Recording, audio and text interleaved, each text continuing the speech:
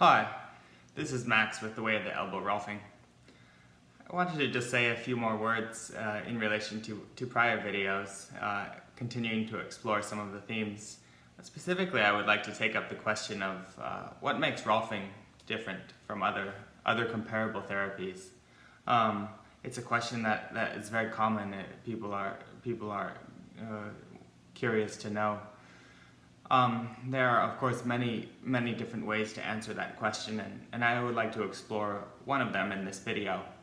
Often when we think of therapy, we imagine a sort of relation between a therapist and then a patient or a client, and the therapist is working on the patient, working to fix the patient. The patient comes in with some kind of problem, and the therapist is working on the patient. I would like to offer a different way of thinking about that relationship, and I think the reason that I'm offering it is because I think it's much more accurate depiction of the Rolfing process. Rather than thinking of Rolfing therapy and any healing or integration that comes about through Rolfing therapy, rather than thinking of it as something that is sort of accomplished on the patient by the therapist, and imagining a Rolfing session that once the session is concluded, then the therapy is also concluded.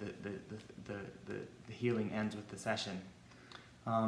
Instead, I would like to offer this a different picture. It's much more a question of in some ways establishing the conditions for effective cooperation, effective collaboration.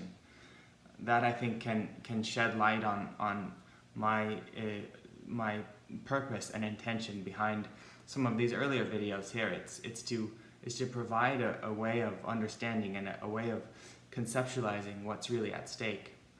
And by what's really at stake, in some way I mean finding ways to think more accurately about our own bodies and our own lives and our own health. And to me, this is absolutely necessary. If we, the clearer is our picture, and the clearer and more comprehensive our diagnosis, the better we can move forward from it.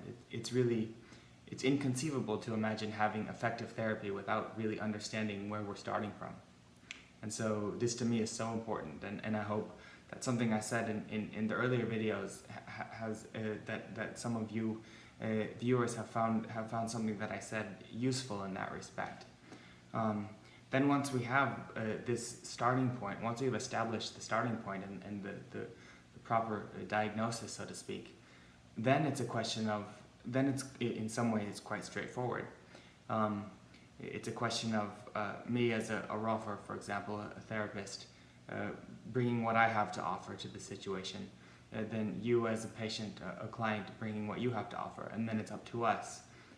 But we share the same aim. We're there for the same reason. We have the same aim or goal that we're trying to achieve. And then it's a question for us of finding the best way that we work together and collaborate towards that goal that we both share.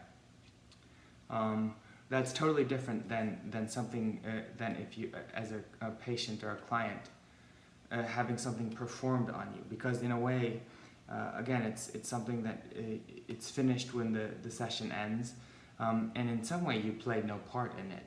You're being played on, but you yourself have no active participation in it.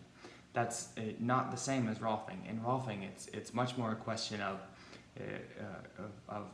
collaboration, and really it's almost we're learning things the whole time. It's almost like an education, and so the implication of that is whatever we accomplish in Rolfing, an important part of it doesn't go away. An important part of it lasts. It's a kind of learning, and so it lasts forever. It doesn't go away. And again, I think this provides a contrast with many other kinds of therapy, and so in that contrast, then it can serve to clarify and illuminate the nature of Rolfing therapy itself. And so I hope that something I said in this video has been effective in that way. And so on that note, I will conclude this short video and wish everyone the best. And until next time.